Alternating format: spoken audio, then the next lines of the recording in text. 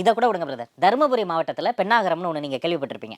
அது உள்ளார ஏரியூர்னு ஒரு சின்ன ஊரில் எல்லாம் ப்ராப்பராக, இது ஏன் சொல்கிறேன்னா, இது சட்டத்திற்குட்பட்டு இப்படி நடக்கக்கூடிய அந்த ஒரு ஏரியூர்ன்ற ஊரில் தாவேகா தோழர்கள் ஆர்ஓ அவரை சந்தித்து பர்மிஷன் வாங்கி, விஏஓ கிட்ட லெட்டர் வாங்கி, அங்கே இருக்கக்கூடிய சூப்பரண்டன்ட் எஸ்பி கிட்டலாம் பேசி ப்ராப்பராக, இதையும் நான் ஃபோட்டோ அனுப்புகிறேன், அதை மட்டும் சின்னதாக போடுங்க. கொடி கம்பத்துக்கு ப்ராப்பராக அதில் காமராசர் அதை செதுக்கி வச்சுருக்கோம், அதில் பெரியாரை செதுக்கி இருக்கும், அம்பேத்கரை அழகாக போட்டு கொடி கம்பம் ready with all due permissions. Local police ஒரு கான்ஸ்டபிள் வந்து கொடியேற்ற விட மாட்டார் சார். வெக்கமாக இருக்குது சார் எனக்கு. ஏன் சார் வேலை செய்ய விட மாட்டீங்க? நான் ரொம்ப சந்தோஷமாக இருக்கேன். ஏன்னு கேட்குறீங்களா, இப்போ ராஜ்மோகன் அவர் பேசினார்ல, அந்த வீடியோவை பற்றி நான் 2-3 நாளைக்கு முன்னாடி நான் பேசியிருந்தேன், அந்த கொடிக்கம்பத்தை பற்றி என்னுடைய சேனலில். ஸோ ஒரு தம்பி கேட்டுட்டதன் பேரில் இன்றைக்கி அவர் பேசுகிறார் அப்படின்னா, நான் பேசுகிற விஷயங்கள் தலைமைக்கு போய் சேருது, நான் பேசக்கூடிய நல்ல கருத்துக்களை தலைமை அக்செப்ட் பண்ணிக்குது அப்படின்றத நான் இதன் மூலிமா தெரிஞ்சுக்கிறேன். அண்டு அஃப்கோர்ஸ் தளபதி அவர்களும் என்னுடைய வீடியோஸ்லாம் பார்த்துருப்பார் அப்படின்ற ஒரு நம்பிக்கை ஏற்படுது. இந்த நம்பிக்கை எனக்கு மிகப்பெரிய ஒரு சந்தோஷத்தையும் உற்சாகத்தையும் கொடுத்துருக்கு. அதில் வந்து மாற்றுக்கிறதே கிடையாது. மேலும் இது போன்ற நல்ல நல்ல கருத்துக்களை எனது சேனல் வாயிலாக உங்களிடம் கொண்டாந்து சேர்ப்பதே எனது ஒரே குறிக்கோள் அப்படின்றத நீங்கள் புரிஞ்சுக்கிட்டீங்கன்னா, நீங்கள் பண்ண வேண்டிய ஒரே ஒரு விஷயம் என்னென்னா, என்னோடய சேனலுக்கு இம்மீடியட்டாக சப்ஸ்கிரைப் பண்ணிவிட்டு அந்த நோட்டிஃபிகேஷனை தட்டி வச்சுட்டு, அதுக்கப்புறம் முடிஞ்ச அளவுக்கு தமிழக வெற்றி கழகத்தில் பொறுப்பில் இல்லாதவர்கள், அதுக்கப்புறமா பொதுமக்கள், இவங்களுக்கெல்லாம் போய் சேர்கிற மாதிரி வீடியோவை ஷேர் பண்ணி விட்ருங்க அப்படின்ற ஒரே ஒரு ரிக்வஸ்ட் மட்டும் வச்சுக்கிறேன். வாங்க வீடியோக்குள்ளே போகலாம்.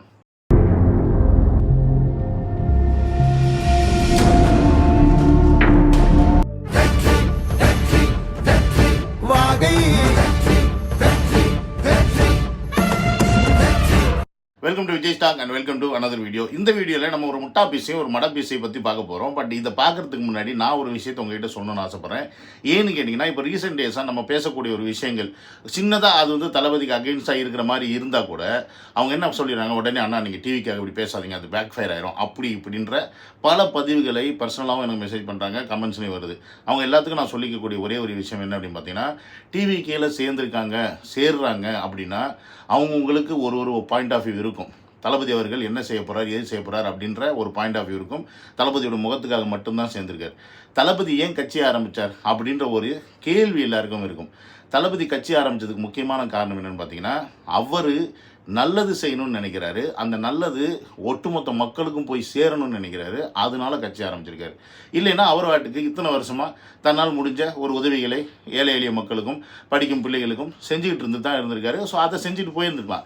பட் அது முழுசாக போய் சேராது. ஆனால் இதே ஒரு முதலமைச்சராக இருந்தால் அவர் என்ன நினைக்கிறாரோ அது அங்கே சட்டமாக மாறும். அந்த சட்டம் மக்களுக்கு போய் சேரும். அது சேரும்போது நிறைய மாற்றங்கள் வரும் அப்படின்றத நம்ம புரிஞ்சுக்கணும். நான் முழுக்க இங்கே வந்து தளபதிக்காக மட்டும்தான் பேசுகிறேன். இங்கே பல பேர் கட்சிக்காக பேசுவீங்க. நான் இங்கே கட்சிக்காகன்றதெல்லாம் கிடையாது. எனக்கு அங்கே தளபதிக்காக பேசுகிறேன். தளபதியோட ஐடியாலஜியை பேசுகிறேன். தளபதியோட சிந்தனையை பேசுகிறேன். அவர் என்ன நினச்சிக்கிட்டு இருக்காரு அதை பற்றி பேசுகிறேன். அவருடைய பாயிண்ட் ஆஃப் வியூ என்னவா இருக்கும் அப்படின்றத பற்றி பேசுகிறேன். என்னோடய பாயிண்ட் ஆஃப் வியூவில் நான் கன்வே பண்ணும்போது அது உங்களுக்கு சில நேரத்தில் வந்து தப்பாக தெரியலாம். நேற்று கூட நான் சொன்ன விஷயம், அந்த வேசர்பாடி சம்பவத்துக்கு தளபதி அவர்கள் ஒரு மிகப்பெரிய ஒரு கண்டன ஆர்ப்பாட்டம் செய்யணும் அப்படின்னு நான் சொன்னதை உடனே வந்து நிறைய பேர் வந்து, அண்ணா இது இப்போ தளபதி பிஸியாக இருக்கார், கண்டிப்பாக இறங்குவார் அப்படின்னு. அது எனக்கும் தெரியும், தளபதி பிஸியாக இருக்கார், கண்டிப்பாக வந்து இறங்குவார், செய்வார். இருந்தாலும் இவங்களை பயமுறுத்தணும் அப்படின்னா அவர் வந்து செஞ்சால் நல்லா இருக்குமே அப்படின்றது என்னுடைய ஒரு ஆசை, வேண்டுகோள், ரிக்வெஸ்ட், எப்படி வேணால் வச்சுக்கோங்க. அதை தான் நான் பதிவு பண்ணியிருந்தேன் ஒழிய தளபதி அவர்கள் களத்துக்கே வரமாட்டார், அவர் வெறும் அறிக்கை மட்டும் தான் போட்டுக்கிட்டு இருக்காரு அப்படின்னு நான் பேசினா அதுதான் தவறு. ஸோ இதை நீங்கள் புரிஞ்சுக்கோங்க. நேற்று நான் சொன்ன வீடியோ மக்கள்கிட்ட மாற்றிவிங்க எல்லாத்தையும் திணிப்பாங்க அப்படின்னு சொல்லி சொன்னேன்னா அதை கன்ஃபார்ம் பண்ணிட்டாங்க. அப்படி ஒரு மடப்பீஸ் தான் நேற்று அதை பண்ணியிருக்கு. அதை தான் பார்க்க போகிறோம். நம்ம பார்க்க போகிற மடப்பீஸ் யாருன்னு பார்த்தீங்கன்னா, அது இப்போ ரீசெண்டாக மரம் விட்டு மரம் தாவற மாதிரி நம்ம கட்சியை விட்டு அந்த கட்சிக்கு தாவி இருக்கேன்னு தன்னைத்தானே தம்பட்டம் அடித்துக்கொள்ளும் ஒரு தற்பெருமைவாதி. ஆனால் அது அங்கேருந்து இங்கே வந்ததே அதுக்கு தான் அப்படின்றது நமக்கு தெரியும். காரியம் முடிஞ்சோடனே அதை கூட்டிகிட்டு போய் அங்கே வச்சுக்கிட்டாங்க அப்படின்றது தெரியும். அந்த அம்மா என்ன பண்ணியிருக்காங்கன்னா, நேற்று வியாசர்பாடியில் நடந்த சம்பவத்துக்கு ஒரு கேள்வியை கேட்டிருக்காங்க. என்னென்னா, உங்கள் கட்சி, அதான் நான் சொன்னேன், உங்கள் கட்சியை சேர்ந்த மகளிர் பாதிக்கப்பட்டிருக்கிறார் என்றவுடன் நீங்கள் ஒரு கட்சி தலைவராக கண்டனம் தெரிவித்தீர்கள், சிறப்பு. ஆனால் என்னை கடந்த 1 மாத காலமாக உங்கள் கட்சி தொண்டர்கள் தாக்குதலையும் வசைபாடுகிறார்கள். அதை கண்டித்து தாங்கள் ஏன் ஒரு அறிக்கை கூட வெளியிடவில்லை? உங்கள் கட்சி பெண்களை மற்றவர்கள் தாக்கினால் மட்டும்தான் கண்டனமா? உங்கள் கட்சி அல்லாத பெண்களை உங்கள் கட்சிக்காரர்கள் தாக்கினால் அப்பொழுது நீங்கள் கட்சி தலைவராக கண்டனம் தெரிவிக்க மாட்டீர்களா? நேற்று என்ன சொன்னேன் நான்? நேற்று கண்டன அறிக்கை தளபதி விட்டவுடனே இந்த மாதிரி ஒரு விஷயத்தை பண்ணுவாங்க. என்ன திமுககாரங்க அவங்க கட்சிக்காரருக்கு மட்டும்தான் விஜய் வாய்ஸ் கொடுப்பாரு, மற்றவங்களுக்குலாம் வாய்ஸ் கொடுக்க மாட்டார் அப்படின்ற ஒரு விஷயத்தை போர்ட்ரே பண்ணுவாங்க. அதை பொது வழியில் கொண்டு போய் பொதுமக்கள்கிட்ட சேர்ற மாதிரி அவங்க செய்ய முடியும். அதுக்கான எல்லா சக்தியும் அவங்கள்ட்ட இருக்குது அப்படின்றது தான் நான் என்னோடய வீடியோவில் பதிவு பண்ணியிருந்தேன். அதை பண்ணி முடித்து அப்படியே இந்த பக்கம் ஒரு 2 மணி நேரம் கூட ஆகலை இந்த ட்வீட்டை இந்த முட்டா பீஸு போட்டிருக்கு. ஸோ அப்போ நான் சொன்னது கரெக்டு தானே? எப்படி ஒரு கேள்வி கேட்காரு, இது தாவுச்சு போணுச்சு அதெல்லாம் 2வது விஷயம். இதை பற்றி பேசினா இதை வந்து பப்ளிசிட்டி பண்ணுறீங்க, இதை பெரிய ஆள் ஆக்குறோன்னு. இது ஆல்ரெடி பெரிய ஆள் ஆயிடுச்சுன்றது ஒன்று நம்ம புரிஞ்சுக்கணும். 2வது விஷயம், நம்ம ஆக்கலைனாலும் இதை பெரிய ஆள் ஆக்குவாங்க. ஏன்னா அவங்கக்கிட்ட எல்லா சக்தியுமே இருக்குது. பண பலம் இருக்குது, படை பலம் இருக்குது, அப்புறம் எப்படி சொல்கிறது, மீடியா சப்போர்ட் இருக்குது. என்ன செய்யணும்னு நினைக்கிறாங்களோ அதை எப்படி மாற்றி பேச வைக்கணும்னு நினைக்கிறாங்களோ அப்படி பேச வைப்பாங்க. அதை தான் இந்த சின்ன பாப்பா செஞ்சுக்கிட்டு இருக்கு. அப்போ இது இந்த மாதிரி ஒரு கேள்வி கேட்கும்போது இது எத்தனை பேர்கிட்ட போய் வேறு மாதிரி ரீச் ஆகும்? அதுக்காகத்தான் நான் சொன்னேன். அப்போ அவங்களுக்கு பயம் வரணும்னா தளபதி களத்தில் இறங்கினார்னா அப்போ என்ன ஆகும் தமிழ்நாடு அப்படின்றத ஒரு வாட்டி கண்ணில் காமிச்சிட்டோம்னா அந்த மிரட்சியை பார்த்து என்ன பண்ணிடுவாங்க, பயந்து கொஞ்சம் அடக்கி வாசிப்பாங்க இந்த திருட்டு கும்பல். அதுக்காகத்தான் நான் அதை சொன்னேன் ஒழிய வேறு ஒரு காரணத்துக்காக சொல்லலை. ஸோ இந்த முட்டா பீஸே இப்படி வந்து கேள்வி கேட்குதுன்னா அப்போ இதை பாமர மக்களாக இருக்கிறவங்க எந்த மாதிரி சிந்தனை யோசிப்பாங்க? இன்றைக்கி அதான் சொன்னேன், இந்த அலங்காபுத்தூரில் இருக்கிறவங்க என்ன யோசிப்பாங்க? ஓகேங்களா? வியாசர்பாடியில் நடந்த சம்பவத்துக்கு அந்த பெண் மேலே இந்த போலீஸ்காரங்க கை வச்சனால இது ஒரு மிகப்பெரிய விஷயமா இன்றைக்கி நேற்று பார்க்கப்பட்டுச்சு. இல்லைன்னா வியாசர்பாடியோடைய அந்த சம்பவத்தப்போ டிவிக்கு என்ன செஞ்சுருக்கும், எதை பற்றி ஏதாவது பேசிச்சா, இதை பற்றி ஏதாவது அறிக்கை விட்டுச்சா அப்படின்ற மாதிரி வேறு மவுட்டில் கொண்டு போயிருப்பாங்க. மேபி இதெல்லாம் நடக்காமல் இருந்திருந்தால் கூட அந்த தீ விபத்துக்கு ஒரு இரங்கல் கூட தளபதிகள் அறிக்கை தெரிவிச்சிருந்துருக்கலாம். பட் அந்தெல்லாம் பாயிண்ட்டுக்கெலாம் நம்ம போக விரும்பலை. பட் சிம்பிளாக இந்த ஒரு விஷயத்தை எடுத்து எப்படி பண்ணுறாங்க அப்படின்றத நம்ம புரிஞ்சுக்கணும். இப்போ நம்ம இந்த முட்டா பீஸை பற்றி பார்ப்போம். இதையே முட்டா பீஸ்ன்னு சொல்கிறேன்னு கேட்டிங்கன்னா, ரொம்ப அறிவாளித்தனமாக ஒரு ட்வீட்டு ஒரு இதை ஒன்று போட்டிருக்கு. என்னென்னா, அரசியலுக்கு வந்தவுடன் முதலமைச்சர் பதவிக்கு ஆசை கூடாது. சரி, மருத்துவக் கல்லூரியில் சேர்ந்தவுடன் ஒரு டாக்டராக முடியாது. சரி, அனுபவம் இல்லாத டாக்டரிடம் செல்வது ஆபத்து. அரசியலுக்கு வந்தவுடன் ஒரு முதலமைச்சர் பதவிக்கு ஆசைப்படக்கூடாது. அனுபவம் இல்லாத முதலமைச்சரிடம் மக்கள் தேவைகள் பற்றி புரிதல் இருக்காது அப்படின்ற ஒரு விஷயத்தை திமுக தொழில்நுட்ப அணி மாநில துணை செயலாளர் நம்ம சத்யராஜோட பொண்ணு, ஆக்சுவலி அந்த அம்மா ஸ்டாலினை தான் சொல்லியிருக்கு. ஏன்னா அவர் தானே ஃபஸ்ட் டைம் முதலமைச்சர் இப்போ தமிழ்நாட்டுக்கு.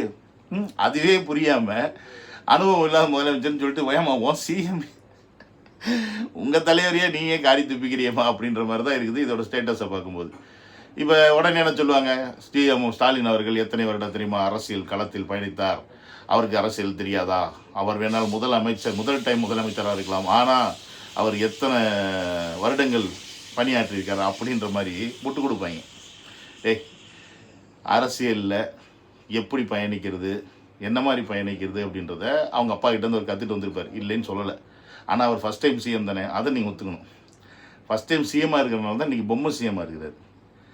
அவங்கக்கிட்டலாம் அரசியல் கற்றுக்கிட்டு வந்தனால தான் மக்களுக்கு நல்லது செய்யணுன்ற அந்த எண்ணமே இல்லாமல் தன்னுடைய மகனுக்காக ஒட்டுமொத்த தமிழ்நாட்டு மக்களே அடமானம் வைக்கிறார். யார்கிட்ட வேணால் கொண்டு போய் வச்சுருவோம், நம்ம பையன் நல்லா இருந்தால் போதும், நம்ம குடும்பம் நல்லா இருந்தால் போதும் அப்படின்னு. இங்கே ஒருத்தர் குடும்ப அரசியலே ஆகாதுன்னு சொல்லிட்டு தான் குடும்பத்திலிருந்து இது வரைக்கும் ஒருத்தரை கூட, ஏன் தன் துறையில் இருந்து தன்னுடைய நடிப்பு துறையில் இருக்கும் எத்தனையோ நடிகர்கள் அவருடைய கட்சியில் போய் சேர்றதுக்கு வெயிட்டிங்கில் இருக்காங்க, அவங்கள கூட இன்னும் அவர் சேர்த்துக்கல. அவருக்கு முக்கியமாக பதவி கொடுத்தது எல்லாமே, முக்கியமாக பொறுப்பு கொடுத்தது எல்லாமே அந்த கட்சிக்காக உழைத்த பல வருட காலமாக உழைத்துக்கிட்டு இருந்த அந்த மக்களுக்கு தான். உடனே இங்கே வந்துடுவாங்க, நீங்கள் ஆதவர்ஜவனை ஏன் சேர்த்திங்க, ராஜு மேனன் ஏன் சேர்த்திங்க, அப்புறம் வந்து சிடிஆர்லாம் ஏன் சேர்த்திங்க அப்படின்னு. அதுவும் தேவை. இன்றைக்கி இன்னொரு பாயிண்ட்டை வைக்கிறாங்க எல்லா கேலி பயிலும்.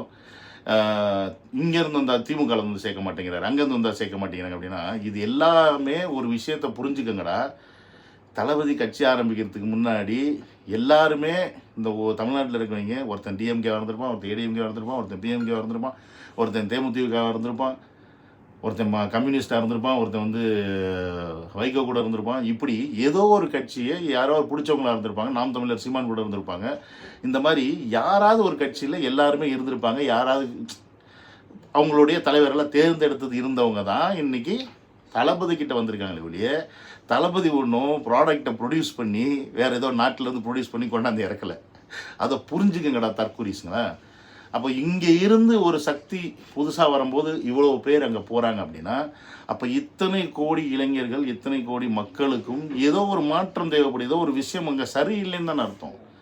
உங்களுடைய ஆட்சி காலத்தில் மக்களை நீங்கள் சந்தோஷப்படுத்தலைன்னு தானே அர்த்தம். அது ரெண்டு ஆட்சியுமே சேர்த்து தானே சொல்கிறேன். ஸோ அப்படி இருக்கும்போது திமுகலேருந்து வந்தால் சேர்க்க மாட்டேங்கிறாரு, சீமான் அங்கேருந்து வந்தால் சேர்க்க மாட்டேங்கிறாரு, இங்கேருந்து வந்தால் சேர்க்க மாட்டேங்க, எல்லாருமே அங்கே தான்டா போயிருக்காங்க. இன்றைக்கி விஜய் அவர்களுடைய நற்பணி மன்றத்தில், அன்றைக்கி ரசிகர் மன்றத்தில் இருந்தவங்க எல்லாருமே கண்டிப்பாக ஏதோ ஒரு கட்சிக்கு தான் ஓட்டு போட்டிருப்பாங்க. ஏன்டா கூமுட்டிங்களா? அது கூட ஏன்டா புரியாமல் இருக்கீங்க? அதை புரிஞ்சுக்கங்கடா ஃபஸ்ட்டு. இன்றைக்கி ஒரு சினிமா நடிகர் வந்துட்டார் அப்படின்றதுக்காக அரசியல் புரிதலோடு நீங்கள் மக்களை அரசியல் புரிதலோடு வளர்த்துருந்தீங்க அப்படின்னா, அதே ஒரு பாயிண்ட் ஆஃப் வியூவில் மக்களுக்கு வந்து சேவை பண்ணியிருந்தீங்க அப்படின்னா, சினிமாவிலிருந்து ஒருத்தர் வந்துட்டார் அப்படின்றதுக்காக ஒட்டுமொத்த மக்களும் அவரை தேடி அவர் பின்னாடி போகிறதுக்கான தேவை ஏற்பட்டிருக்காது. நீங்கள் சரியில்லாதனால தான் புதுசாக யாராவது வந்தால் மக்களுக்கு பிடிச்சவங்க வரும்போது அவங்கள அக்செப்ட் பண்ணுறாங்க. அதை புரிஞ்சுக்குங்கடா பேசிக்காக. அது புரியாமல் லூசுத்தனமாக பேசிக்கிட்டு இருக்கு. இதெல்லாம் வந்து இதில் வந்து முதல் வாட்டி டாக்டர் பாடி சேர்ந்தவொடனே டாக்டர் ஆக முடியாது. அது எங்களுக்கு தெரியாதா? விஜய் அவர்களும் பல வருடமாக சேவைகள் செஞ்சுட்டு தான் இன்றைக்கி அரசியலுக்குள்ளே இறங்கியிருக்காரு. அவர் அவ்வளோ தெளிவான அரசியலுக்குள்ளே எடுத்திருக்காரு. எப்படின்னா, அவங்க அப்பா கொஞ்சம் வருஷத்துக்கு முன்னாடி அரசியல் கட்சி ஆரம்பித்து அதில் இருக்கணும்னு ஆசைப்பட்டப்ப தயார் ஆகலை அப்படின்னு சொல்லிட்டு அப்பாவையே எதிர்த்து என்னுடைய கட்சி கிடையாதுன்னு வழக்கு போட்டவர். அவ்வளோ தெளிவான ஒரு அரசியல்வாதியை தான் தளபதி அவர்கள். தெளிவு மட்டும் இல்லை, அறிவான அரசியல்வாதியும் கூட. அதுதான் இன்றைக்கி எல்லாருக்குமே ஆப்படிக்கிற மாதிரி இருக்குது. ஆப்படிக்கிற மாதிரி எல்லாம் என்ன பண்ணுறதுன்னு தெரியாமல் முழிச்சிட்டு இருக்காங்க. இப்படியே முழிச்சிக்கிட்டு இருங்க. நீங்கள் இந்த முட்டை பீஸை வச்சே நீங்கள் கட்சி நடத்துங்க. நாங்கள் என்ன பண்ணுறோன்றதை நீ வரப்போகிற காலத்தில் பார்ப்பீங்கன்னான்றதை சொல்லி, இந்த திருட்டு கும்பலுக்கும் வாழ்த்துக்களை சொல்லி அடுத்த வீடியோவில் உங்களை வந்து மீட் பண்ணுறேன். Love you all, take care, by.